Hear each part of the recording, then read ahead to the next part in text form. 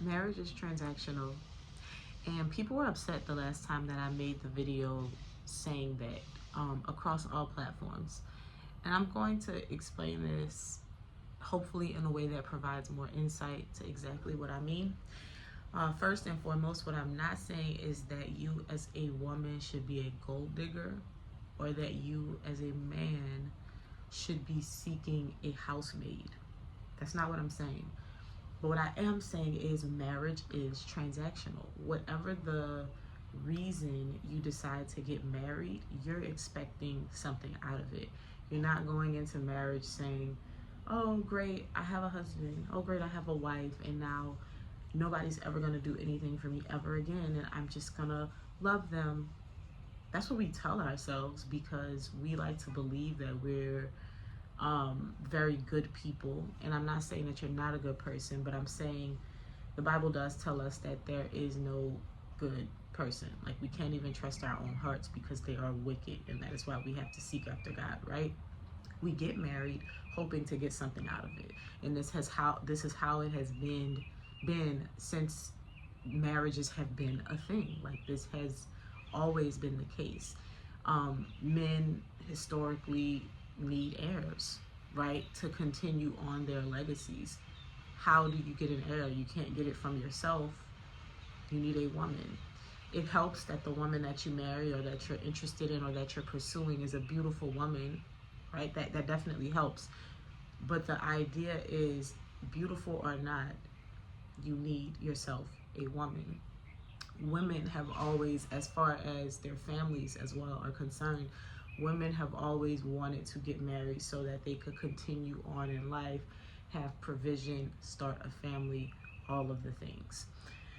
Now, in more modern times, it's not as simple as it was, where we would have, generally speaking, we would have a sole provider, and then we would have a woman caring for the home. And if a woman did work, she was not the sole provider unless there were a situation where she were widowed or she had been abandoned. And then in those cases, of course, she would have to work a little bit more. And there were even sometimes where women would just like clean houses or do something like that, where they weren't necessarily on somebody's payroll at a factory, at an office or whatever, but they would do something to help make ends meet. Perfectly normal.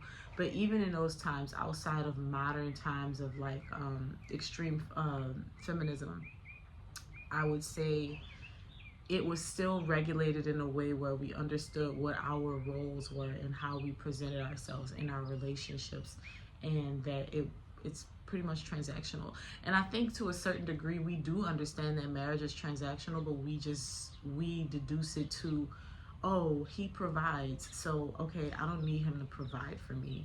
I don't need a man. Like, if you're gonna provide for me and you're gonna do this, I can just do that on my own. So we understand that there's an element of transaction, because we even hear people complain about things like, oh, well, just because you work and you're paying, that doesn't mean that you don't contribute to the household, and you don't come and be present as a father, and you don't come and help me around the house and wash the dishes and whatever else. So it's like we understand it, but we don't really get it. And it's something that I'm saddened that we don't have conversations about it, but I know we don't have conversations about it because there's fewer people getting married and fewer people staying married.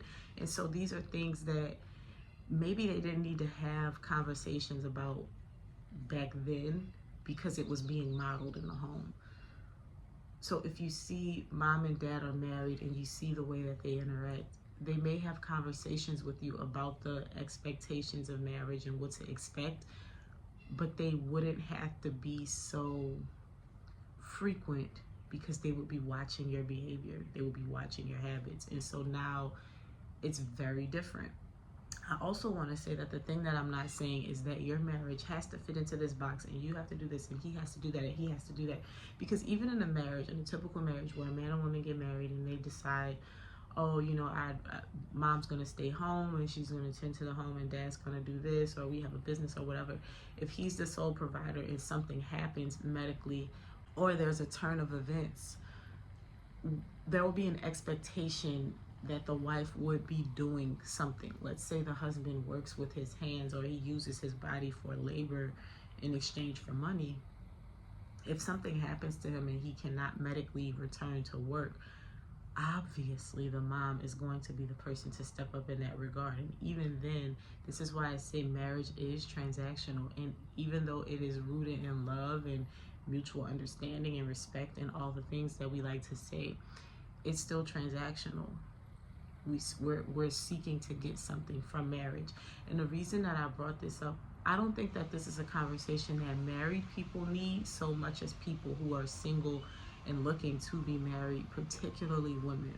Because there's this thing happening now where men are openly saying that they have no desire, or they're openly showing with the things that they're saying that they have no desire to take care of, to take leadership, to take headship over a woman. They say things like partnership, 50-50, all of these things. And the reason I find that problematic is because if you as a man do not feel comfortable taking headship, ownership, leadership over your home,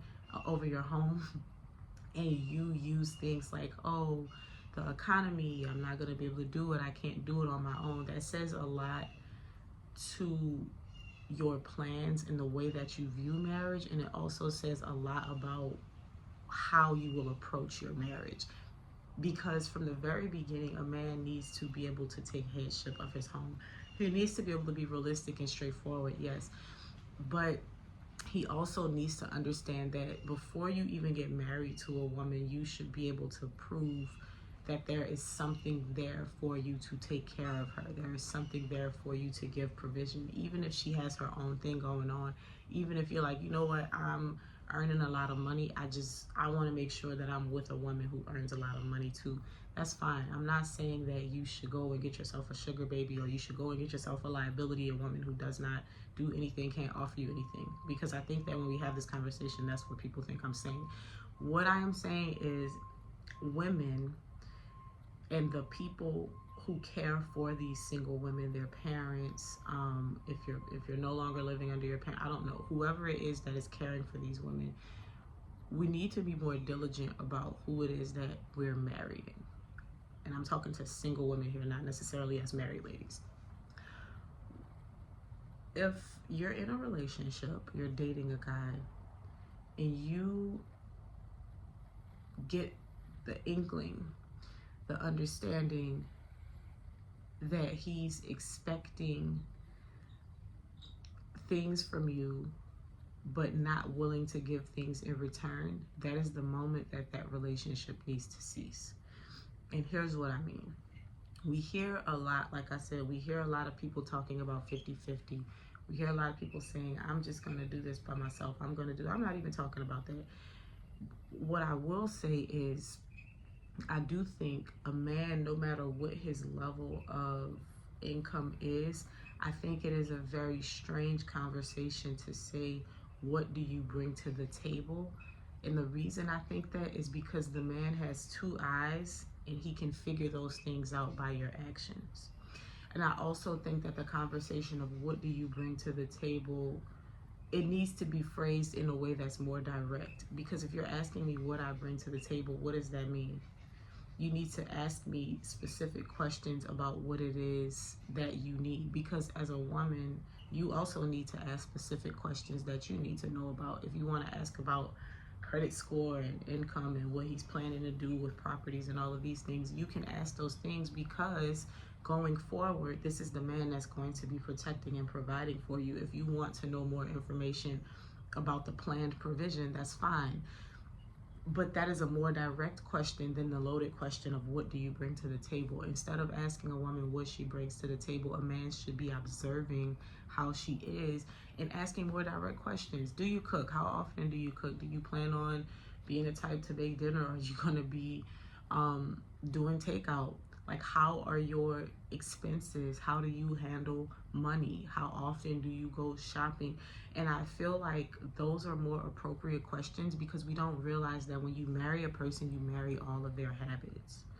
So imagine you marry somebody, you marry a guy who makes a lot of money, and you think that because he has a nice house, because he has a nice car, because he dresses nicely, he takes good care of himself.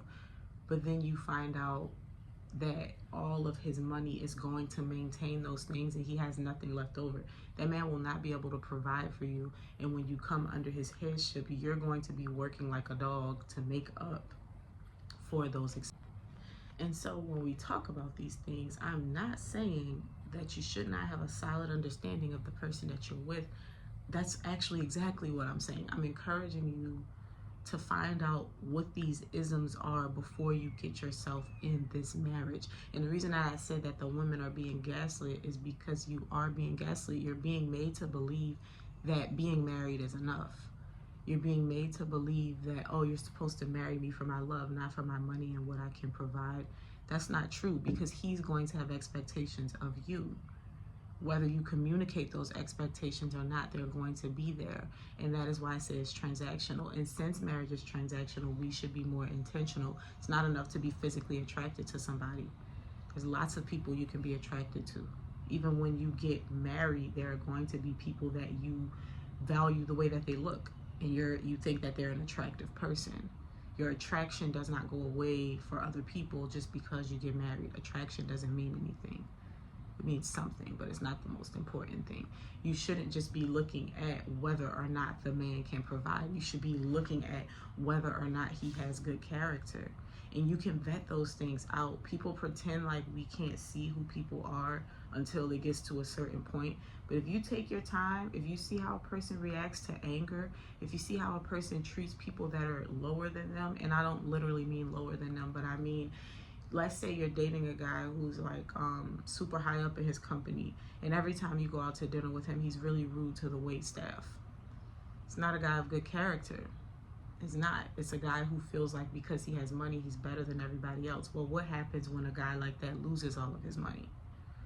And these are the things that we don't pay attention to because we're blinded by the provision. We're blinded by the way he looks. We're blinded by, oh, the love. I feel so good in this relationship.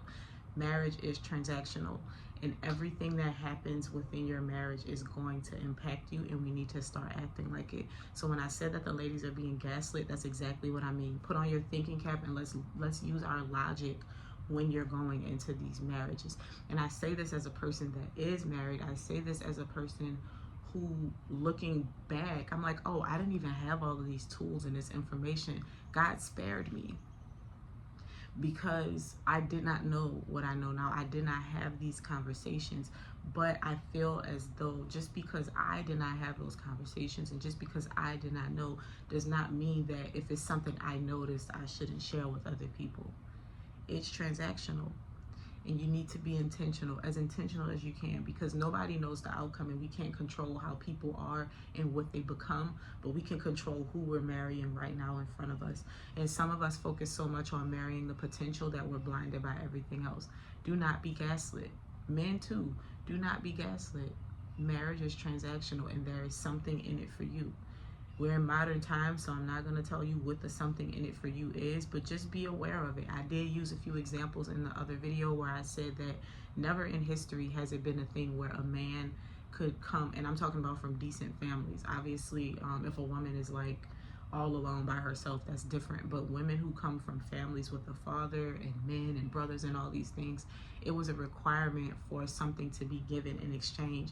And even in cultures with where you pay a dowry and the family ends up buying, and the woman's family ends up buying you a house, it's still an act of good grace and good faith and understanding.